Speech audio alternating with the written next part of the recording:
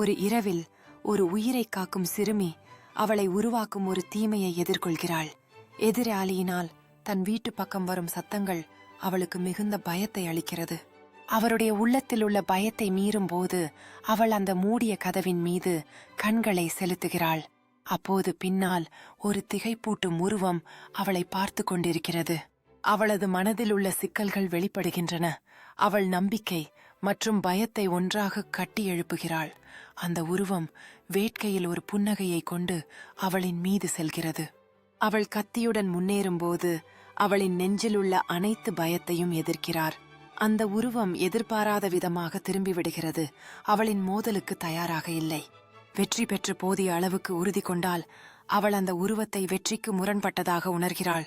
ஆனால் அந்த மாயம் அவளை தாக்கும்போது அவளது எதிரொலிகளை நம்ப முடியாமல் விட்டுவிடுகிறது. அவன் வீழ்ந்ததும் அவளுக்கு வெற்றி கிடைத்தது போல தோன்றினாலும் அந்த உயிர்கள் அவளது மனதில் ஒரு புதிய பயத்தை உருவாக்குகின்றன.